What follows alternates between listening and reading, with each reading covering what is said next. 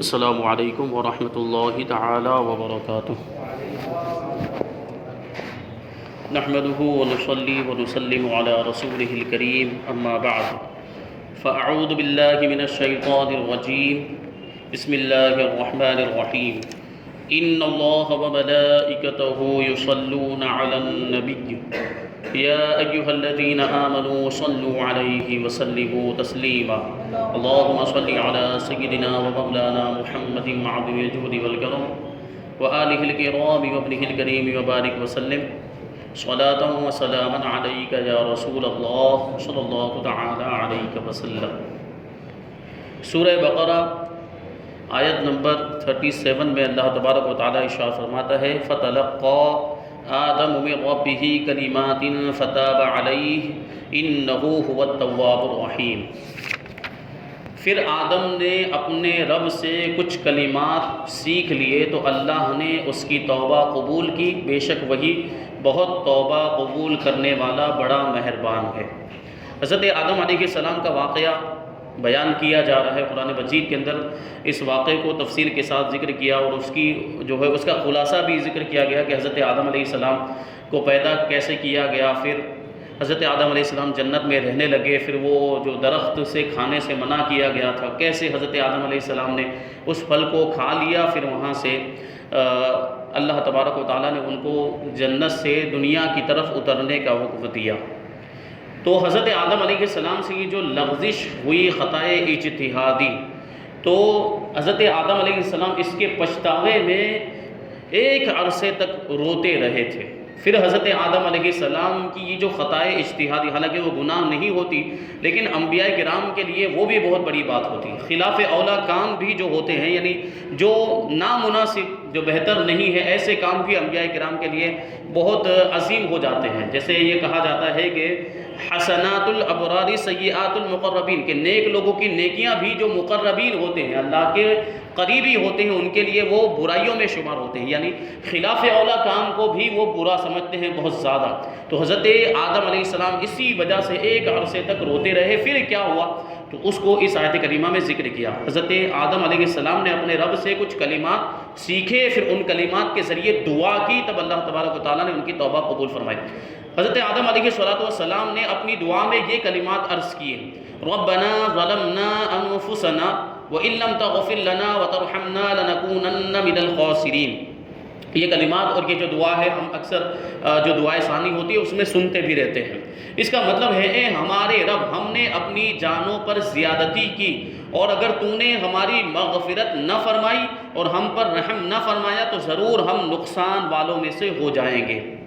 اس کے ساتھ یہ روایت بھی ہے کہ جو حضرت فاروق اعظم رضی اللہ تعالیٰ عنہ سے مروی ہے کہ نبی کریم صلی اللہ علیہ وسلم نے ارشاد فرمایا، جب حضرت آدم علیہ السلام سے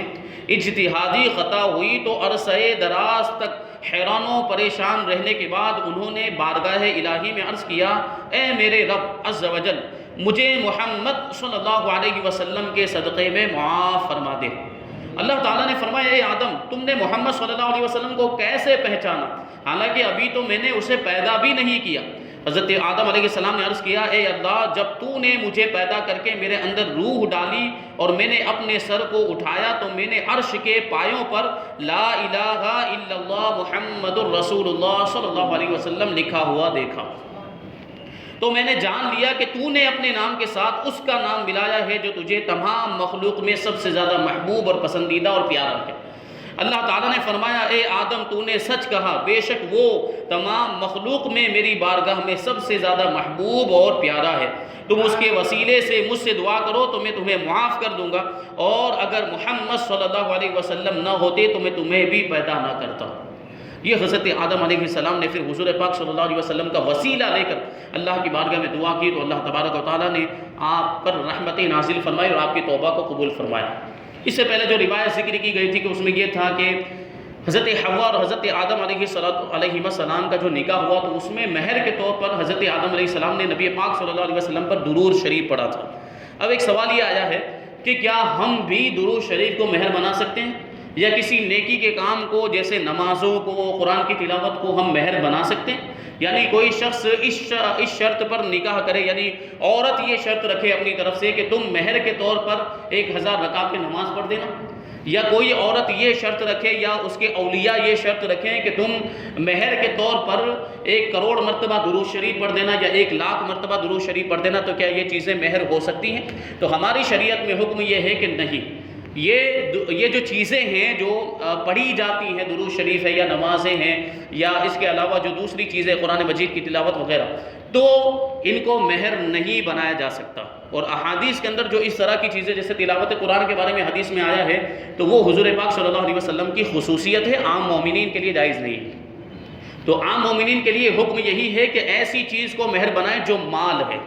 جو مال میں شمار ہوتی ہے، ایسی جیسے سونا چاندی روپیہ پیسہ یا دیگر سامان، جس کو مال کہا جائے اسی کو مہر بنایا جا سکتا ہے۔ اور یہ جو قرآن شریف کی تلاوت ہے یا نمازیں ہیں یا درود شریف پڑھنا، چونکہ یہ مال نہیں ہے اس لیے ان کو ہم مہر نہیں بنا سکتے۔ تو یہ چونکہ شبہ پیدا ہوا تھا اس لیے اس کا جواب دے دیا گیا۔ تو حضرت آدم علیہ السلام نے حضور پاک صلی اللہ علیہ وسلم کے نام کے وسیلے سے اللہ کی بارگاہ میں توبہ کی، معافی مانگی، تو اللہ تبارک و تعالیٰ نے حضور کے نام کی برکت سے حضرت آدم علیہ السلام کی خطا کو معاف فرما دیا۔ تو اس رواج سے یہ بھی ثابت ہوا کہ مقبولان بارگاہ کے وسیلے سے بحق فلاں یا بجاہ فلاں کے الفاظ سے دعا مانگنا جائز اور حضرت آدم علیہ السلام کی سنت ہے، کیونکہ حضرت آدم علیہ السلام نے حضور کا نام لے کر دعا مانگی، حضور کے وسیلے سے دعا مانگی۔ تو ہم جو بزرگان دین کا نام لے کر دعا کرتے ہیں، ہم جو بزرگان دین کا وسیلہ لیتے ہیں اور اولیاء کرام کا نام لے کر دعا کرتے ہیں کہ غوث پاک کے صدقے میں میری یہ دعا قبول فرما، غریب نواز کے صدقے میں پروردگار میرا یہ کام ہو جائے، اور خواجہ دانا رضی اللہ تعالیٰ عنہ کے صدقے میں میری یہ مراد پوری ہو جائے، تو یہ جو دعا کرتے ہیں اور یہ جو وسیلہ پیش کرتے ہیں یہ کوئی بدعت اور شرک نہیں ہے، بلکہ یہ تو حضرت آدم علیہ السلام کی سنت ہے۔ حضرت آدم علیہ السلام نے حضور کے وسیلے سے دعا کی ہے، اور یہ روایتوں کے اندر بھی آیا ہے۔ اس کا مطلب یہ ہے کہ یہ جائز ہے، اس میں کوئی حرج نہیں، بلکہ اللہ تبارک و تعالیٰ کو تو وسیلہ پسند ہے۔ خود اللہ تبارک و تعالیٰ نے قرآن مجید کے اندر ارشاد فرمایا کہ وَابْتَغُوا إِلَيْهِ الْوَسِيلَةَ، کہ اس کی بارگاہ میں پہنچنے کے لیے وسیلہ تلاش کرو۔ یہ یاد رہے کہ اللہ تعالیٰ پر کسی کا حق واجب نہیں ہوتا، یعنی اللہ پر کوئی بھی چیز واجب نہیں۔ یعنی اگر کسی نے مان لیجئے کہ کوئی دعا کی اور اس میں کسی کا وسیلہ پیش کیا، تو ایسا نہیں کہ پھر اللہ تبارک و تعالیٰ کے لیے وہی کرنا واجب ہو جاتا ہے، نہیں، ایسا نہیں ہے۔ لیکن وہ اپنے مقبولوں کو اپنے فضل و کرم سے حق دیتا ہے، اور اسی فضل و کرم والے حق کے وسیلے سے دعا کی جاتی ہے۔ اس طرح کا حق صحیح احادیث سے ثابت ہے، جیسے بخاری شریف میں ہے کہ من آمن باللہ وبرسولہ واقام الصلاۃ وصام رمضان کان حقا علی اللہ ان یدخلہ الجنہ، کہ جو اللہ اور اس کے رسول پر ایمان رکھے اور نماز قائم کرے اور رمضان کے روزے رکھے تو اللہ پر حق ہے کہ اسے جنت میں داخل فرما دے۔ تو جو محبوبان بارگاہ الہی اللہ کے مقبول بندے ہیں، ان کے نام سے بھی اگر دعا کی جائے، ان کے وسیلے سے بھی دعا کی جائے، تو اللہ تبارک و تعالیٰ نے اپنے ذمہ کرم پر لیا ہے کہ کیونکہ وہ اللہ کے مقبول بندے ہوتے ہیں، اللہ کی بارگاہ میں ان کا مقام و مرتبہ ایسا بلند و بالا ہوتا ہے کہ پھر ان کا نام آ جانے کی وجہ سے اللہ تبارک و تعالیٰ دعاؤں کو قبول فرما دیا کرتا ہے، مرادوں کو، حاجتوں کو، ضرورتوں کو پورا فرما دیا کرتا ہے۔ اب دنیاوی قانون کے اعتبار سے آپ دیکھ لیں، دنیا داری کے اعتبار سے دیکھیں کہ کسی افسر کے یہاں پر اگر کوئی آپ سفارشی لے کے چلے جائیں، اگر کوئی اس کا قریبی ہو اور ایسے شخص کو آپ جو ہے کہ سفارشی بنا کر لے جائیں لاگوک کے طور پر، سورس کے طور پر، تو پھر آپ کا کام بنتا ہے کہ نہیں بنتا؟ تو جب دنیا داری کے قانون کے اعتبار سے اگر کسی قریبی کو ہم سفارشی بناتے ہیں اور ہمارا کام پورا ہو جاتا ہے، تو اگر ہم اللہ کے قریبی، اللہ کے مقبول بندوں کو اگر وسیلہ بنائیں گے تو ہمارا کام پورا کیوں نہیں ہوگا؟ ضرور ہوگا۔ توبہ کا مفہوم اور اس کے ارکان، کیونکہ یہاں پر توبہ کا ذکر ہے، وہ اس وجہ سے فرماتے ہیں کہ آیت کریمہ میں توبہ کا لفظ آئے، یہ لفظ جب اللہ تعالیٰ کے لیے آئے تو اس کا معنی اللہ تعالیٰ کا اپنی رحمت کے ساتھ بندے پر رجوع کرنا ہے۔ اللہ کے لیے جب یہ فتاب، جیسے کہ یہاں پر لفظ ہے فتاب علیہ، تو اللہ نے ان کی توبہ قبول فرمائی، اور اس کا یہ مطلب بھی بیان کیا کہ اللہ تبارک و تعالیٰ ان پر اپنی رحمت کے ساتھ متوجہ ہوا، یعنی ان کے گناہوں کو معاف کر دیا یا ان کی خطا کو معاف کر دیا، یا بندے کی توبہ قبول کرنا ہے اس کا ایک مطلب۔ اور یہ لفظ جب بندے کے لیے آئے تو دوسرے مفہوم میں آتا ہے، یعنی گناہوں کی معافی مانگنے کے لیے آتا ہے۔ توبہ کا اصل مفہوم اللہ تبارک و تعالیٰ کی طرف رجوع کرنا ہے، اللہ کی بارگاہ میں رجوع کرنا ہے۔ امام نووی رحمۃ اللہ تعالیٰ علیہ کے کلام کا خلاصہ یہ ہے کہ توبہ کی 3 شرطیں ہیں۔ نمبر 1، گناہ سے رک جانا۔ اگر ہم کسی گناہ سے توبہ کریں تو سب سے پہلے ضروری کہ پہلے اس گناہ کو چھوڑیں، اس گناہ سے رک جائیں، ایک طرف ہم توبہ کرتے جا رہے ہیں اور دوسری طرف اس گناہ کو ہم نے چھوڑا ہی نہیں ہے، وہ گناہ ابھی بھی ہم جاری رکھے ہوئے ہیں، تو پھر توبہ کرنے کا کیا مطلب ہے؟ جس گناہ سے ہم توبہ کریں، جیسے شراب نوشی سے اگر ہم توبہ کر رہے ہیں، غیبت سے اگر توبہ کریں، تو پہلے شراب نوشی کو چھوڑیں،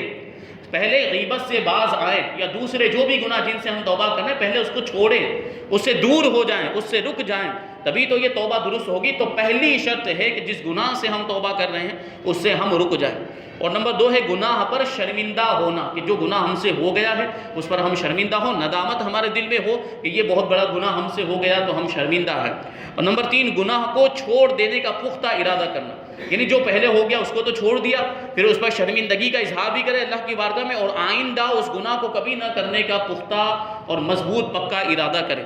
اگر گناہ کی تلافی اور تدارک ہو سکتا ہو تو وہ بھی کرے، یعنی اس گناہ کا علاج ہو سکتا ہو کسی طریقے سے تو وہ بھی کرے۔ جیسے اگر کسی نے نمازیں چھوڑی ہوں تو اس کی توبہ کے لیے پچھلی نمازوں کی قضا پڑھنا بھی ضروری ہے، یعنی نماز کو قضا کر دینا گناہ ہے، تو یہ توبہ جو ہے کہ اس سے کرنا لازم، جو گناہ ہوا قضا کرنے کا گناہ ہے وہ گناہ، اس گناہ سے توبہ کرنا تو ضروری ہے، لیکن ساتھ ہی ساتھ جو نمازیں چھوٹی ہیں ان نمازوں کی قضا کرنا بھی لازم ہے۔ جیسے مثال کے طور پر کسی کی 100 نمازیں چھوٹ گئی ہے اور وہ قضا ہو گئی ہے، تو وہ قضا ہونے کا جو گناہ اس سے تو توبہ کرنی ہی پڑے گی، ساتھ ہی ساتھ وہ 100 نمازوں کو اسے پڑھنا بھی پڑے گا، اس کی قضا کرنا بھی ضروری۔ یوں ہی کسی نے دوسرے کا مال چوری یا غصب یا رشوت کے طور پر لیا ہے تو توبہ کے لیے مال واپس کرنا بھی ضروری ہے۔ کسی کا مال چھین لیا یا کسی کا مال رشوت کے طور پر لیا، حرام طریقے سے لیا، تو سب سے پہلے لازم ہے کہ اس مال کو واپس کرے، پھر اس سے بھی معافی مانگے، کہ حقوق العباد یعنی بندوں کے حقوق سے جو گناہ تعلق رکھتا ہے تو اس میں یہ ہے کہ پہلے اس بندے سے معافی مانگی جائے جس کا ہم نے حق تلف کیا ہے، پہلے اس سے معافی مانگے، پھر اللہ کی بارگاہ میں معافی مانگے، کہ اللہ تبارک و تعالیٰ بھی اس وقت تک معاف نہیں فرماتا جب تک وہ بندہ معاف نہیں کرتا جس کا وہ حق ہے۔ جیسے ہم نے کسی کا مال چھین لیا ہے تو پہلے اس کے مال کو لوٹانا ہوگا، پھر اس سے معافی مانگے، وہ معاف کر دے، پھر رب کی بارگاہ میں معافی مانگے، تو اللہ تبارک و تعالیٰ کی بارگاہ میں امید ہے کہ ہمیں ہمارے گناہوں کو معاف فرما دے۔ آیت نمبر 38 اور آیت نمبر 39 میں اللہ تبارک و تعالیٰ ارشاد فرماتا ہے کہ قُلْ نَهْبِطُوا مِنْهَا جَمِيعًا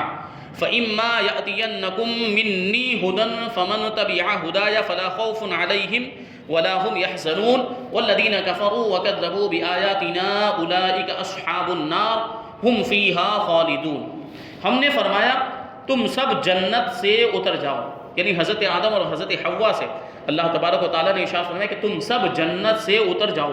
پھر اگر تمہارے پاس میری طرف سے کوئی ہدایت آئے تو جو میری ہدایت کی پیروی کریں گے انہیں نہ کوئی خوف ہوگا اور نہ وہ غمگین ہوں گے، اور وہ جو کفر کریں گے اور میری آیتوں کو جھٹلائیں گے وہ دوزخ والے ہوں گے، وہ ہمیشہ اس میں رہیں گے۔ تو حضرت آدم علیہ السلام کی اولاد، حضرت آدم علیہ السلام دنیا میں تشریف لائے تو اس کے بعد یہ شہر آباد ہوئے، بستیاں آباد ہوئی، گاؤں آباد ہوئے، یہ دنیا بسی ہے حضرت آدم علیہ السلام کے جنت سے دنیا میں آنے کی وجہ سے۔ اور دنیا میں حضرت آدم علیہ السلام آئے تو پھر ایک سلسلہ ان کی اولاد کا شروع ہوا، نسل کا سلسلہ شروع ہوا، تو اس میں نافرمان بھی ہوئے، گنہگار بھی ہوئے، بہت سے ایسے لوگ بھی ہوئے جنہوں نے کفر بھی اختیار کر لیا، تو اللہ تبارک و تعالیٰ نے ان کی ہدایت کے لیے انبیاء کرام کو بھیجا۔ تو یہ جو فرمایا گیا کہ میری طرف سے ہدایت کی جو پیروی کرے گا تو اس پر نہ کوئی خوف ہوگا نہ وہ غمگین ہوں گے، تو پھر انبیاء کرام کو اللہ تبارک و تعالیٰ نے بھیجا تو یہ اللہ کی طرف سے ہدایت لے کر آئے۔ جس ہدایت کا ذکر اس میں کیا گیا کہ میری طرف کی ہدایت کی جو پیروی کرے، تو وہ ہدایت کون سی؟ جو انبیاء کرام لے کر آئے۔ انبیاء کرام نے لوگوں کو صحیح راستے کی طرف بلایا اور گناہوں سے روکا، اچھائی کا حکم دیا، تو جن لوگوں نے انبیاء کرام کی پیروی کر لی وہ کامیاب ہو گئے، اور جن لوگوں نے انبیاء کرام کا انکار کیا، کفر اختیار کیا، تو وہ دوزخ والوں میں ہو گئے۔ فَأُولَٰئِكَ أَصْحَابُ النَّارِ، وہ جہنمی ہو گئے اور ہمیشہ جہنم میں رہیں گے جو کفر پر ہی مر گئے۔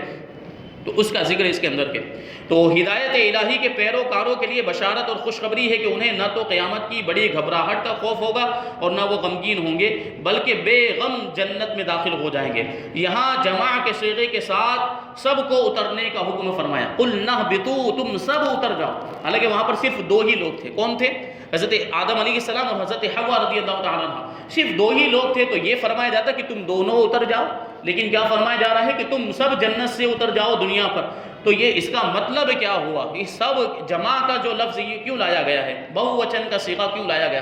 تو اس میں حضرت آدم علیہ السلام اور حضرت حوا رضی اللہ تعالیٰ عنہ کے ساتھ ان کی اولاد بھی مراد ہے، اور جو ابھی حضرت آدم علیہ السلام کی پشت میں تھی، یعنی جو پیدا ہونے والی تھی وہ اولاد مراد ہے، کیونکہ حضرت آدم علیہ السلام کی دنیا میں آنے کا مقصد یہ ہے کہ دنیا آباد ہو جائے، تو یہاں حضرت حوا اور حضرت آدم علیہ السلام کے ساتھ ان کی اولاد بھی مراد ہے کہ تم سب اپنی اولاد کے ساتھ دنیا میں اتر جاؤ۔ آگے اللہ تبارک و تعالیٰ ارشاد فرماتا ہے آیت نمبر 40، یا بنی اسرائیل اذکروا نعمتی التی انعمت علیکم واوفوا بعہدی اوف بعہدکم وایای فارہبون۔ اے یعقوب کی اولاد، یاد کرو میرا وہ احسان جو میں نے تم پر کیا، اور میرا عہد، میرا وعدہ پورا کرو، میں تمہارا عہد یعنی وعدہ پورا کروں گا، اور صرف مجھی سے ڈرو۔ یہاں پر یا بنی اسرائیل کا لفظ ہے، اسرائیل کو اس کی کچھ وضاحت کرتے ہیں اور اس کے تعلق سے کچھ لغوی بحث گفتگو کرتے ہیں کہ اسراء کا معنی ہے عبد یعنی بندہ۔ عبد کا معنی عربی میں کیا ہوتا ہے؟ بندہ، اللہ کا بندہ۔ اور ایل کا معنی، ایل سے مراد اللہ تبارک و تعالیٰ۔ تو اسراء اور ایل کا مطلب ہو گیا اللہ کا بندہ، جس کو عربی میں عبداللہ کہا جاتا ہے۔ تو یہ عبرانی زبان کا لفظ ہے اور حضرت یعقوب علیہ السلام کا لقب ہے۔ حضرت یعقوب علیہ السلام کا لقب ہے۔ ان کی اولاد کو، حضرت یعقوب علیہ السلام کی اولاد کو بنی اسرائیل کہا جاتا ہے۔ اسرائیل حضرت یعقوب علیہ السلام کا لقب، اور ان کی اولاد جو بھی ہوئی ان کو بنی اسرائیل کہا جاتا ہے۔ یہ جو بار بار لفظ آتا ہے بنی اسرائیل بنی اسرائیل، تو یہ حضرت یعقوب علیہ السلام جو اللہ کے نبی تھے ان کی اولاد کو بنی اسرائیل کہا جاتا ہے۔ تو وہ یہ بنی اسرائیل کے اندر بہت سارے انبیاء کرام ہوئے ہیں، اور بنی اسرائیل کے جو واقعات اب یہاں سے بیان کریں گے کہ یہاں آیت نمبر 40 سے لے کر آیت نمبر 150 تک اکثر آیات میں بنی اسرائیل کے عروج و زوال، ان کی ترقی، ان کی کامیابی، اور ساتھ ہی ساتھ ان کی ناکامیوں کا، عزت و ذلت، عزت و رسوائی، اقبال و ادبار، جزا اور سزا، قومی اور اجتماعی اچھے برے کردار کا تذکرہ ہے۔ آیت نمبر 40 سے لے کر 150 تک۔ پھر اسی بیان کو قرآن پاک میں بار بار دہرایا گیا ہے، یعنی بنی اسرائیل کے واقعات کو مختلف جگہوں پر بیان کیا گیا۔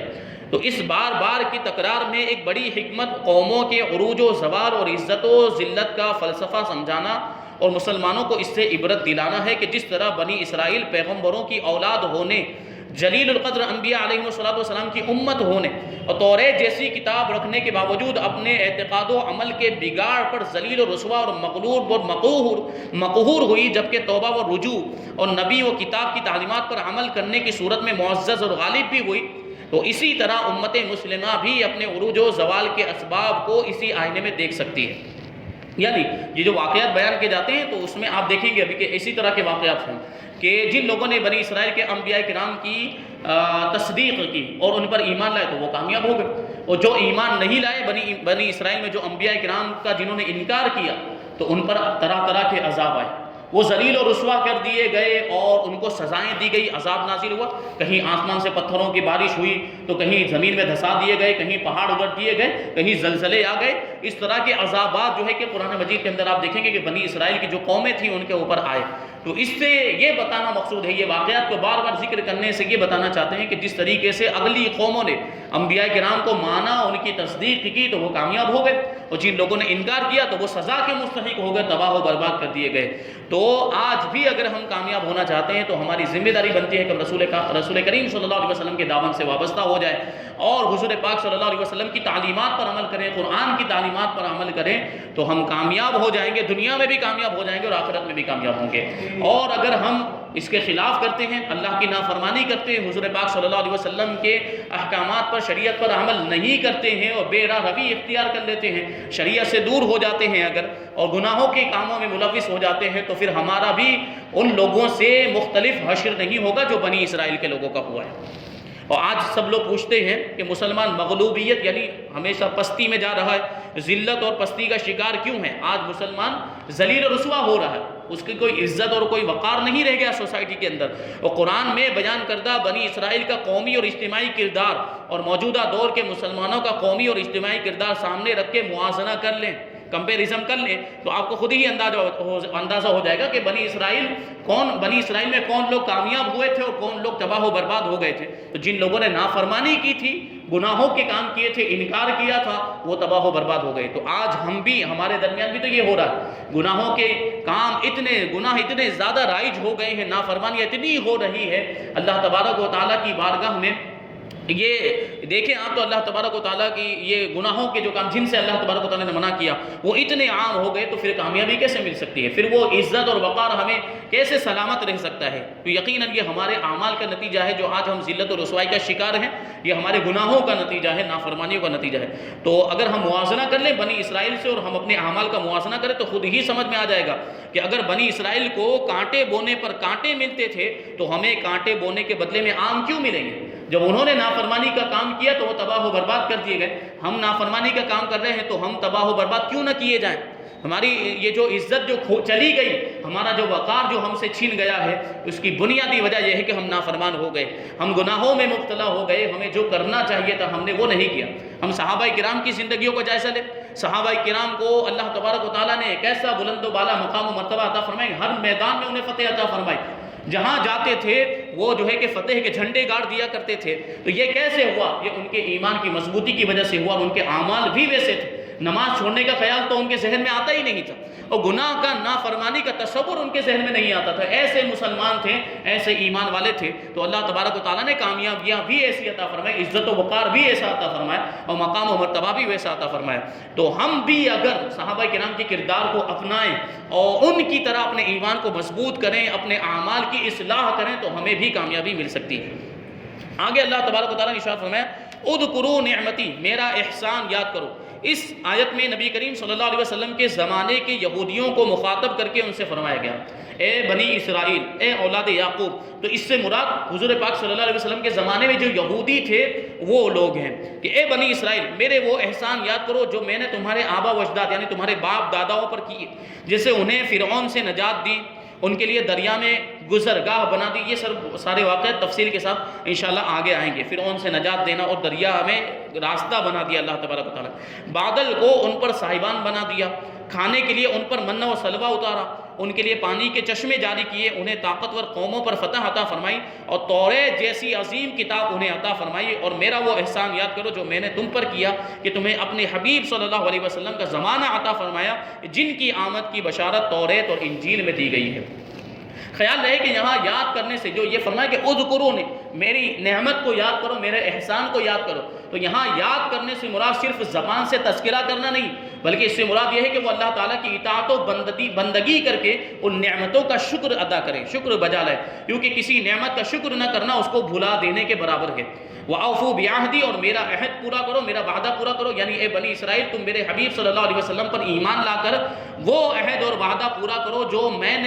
جو تم سے میں نے کیا، اور میں اس کے ثواب کے طور پر تمہیں جنت میں داخل کر کے تمہارے ساتھ کیا ہوا اپنا عہد پورا کروں گا۔ اور اپنے عہد کو پورا کرنے کے معاملے میں کسی اور سے ڈرنے کی بجائے صرف مجھ سے ڈرو۔ اس آیت میں جس عہد اور جس وعدے کا ذکر ہے اس کے بارے میں ایک قول یہ ہے کہ اس سے مراد وہ عہد ہے جو سورہ مائدہ میں یوں مذکور ہے وَلَقَدْ أَخَذَ اللَّهُ مِيثَاقَ بَنِي إِسْرَائِيلَ وَبَعَثْنَا مِنْهُمُ اثْنَيْ عَشَرَ نَقِيبًا وَقَالَ اللَّهُ إِنِّي مَعَكُمْ لَئِنْ أَقَمْتُمُ الصَّلَاةَ وَآتَيْتُمُ الزَّكَاةَ وَآمَنْتُمْ بِرُسُلِي وَعَزَّرْتُمُوهُمْ وَأَقْرَضْتُمُ اللَّهَ قَرْضًا حَسَنًا لَأُكَفِّرَنَّ عَنْكُمْ سَيِّئَاتِكُمْ وَلَأُدْخِلَنَّكُمْ جَنَّاتٍ تَجْرِي مِنْ تَحْتِهَا الْأَنْهَارُ فَمَنْ كَفَرَ بَعْدَ ذَلِكَ مِنْكُمْ فَقَدْ ضَلَّ سَوَاءَ السَّبِيلِ۔ سورہ مائدہ کے اندر یہ ذکر ہے کہ بے شک اللہ نے بنی اسرائیل سے عہد لیا اور ہم نے ان میں 12 سردار قائم کیے، 12 قبیلے تھے تو ان کے 12 سردار قائم کیے، اور اللہ نے فرمایا بے شک میں تمہارے ساتھ ہوں اگر تم نماز قائم رکھو اور زکوٰۃ دیتے رہو اور میرے رسولوں پر ایمان لاؤ اور ان کی تعظیم کرو اور اللہ کو قرض حسن دو، تو بے شک میں تم سے تمہارے گناہ مٹا دوں گا اور ضرور تمہیں ان باغوں میں داخل کروں گا جن کے نیچے نہریں جاری ہیں۔ تو اس عہد کے بعد تم میں سے جس نے کفر کیا تو وہ ضرور سیدھی راہ سے بھٹک گیا۔ اس عہد کا ذکر ہے۔ اور دوسرا قول یہ ہے کہ اس عہد سے مراد وہ عہد ہے جو اللہ تعالیٰ نے حضرت موسیٰ علیہ السلام کے ذریعے بنی اسرائیل سے لیا کہ میں آخری زمانے میں حضرت اسماعیل علیہ السلام کی اولاد میں ایک نبی بھیجنے والا ہوں، تو جس نے ان کی پیروی کی اور اس نور کی تصدیق کی جسے وہ لے کر آئے تو میں اس کے گناہ بخش دوں گا اور اسے جنت میں داخل کروں گا اور اسے 2 گنا ثواب عطا فرماؤں گا۔ تو یہ وہ عہد مراد ہے جس میں نبی پاک صلی اللہ علیہ وسلم پر ایمان لانے کا تذکرہ ہے۔ اب انشاءاللہ تبارک و تعالیٰ آیت نمبر 41 کی تفسیر آگے بیان ہوگی۔ اللہ تبارک و تعالیٰ ہم سب کو جو کچھ بھی بیان ہوا اس پر عمل کرنے کی توفیق عطا فرمائے۔ وما علینا الا البلاغ۔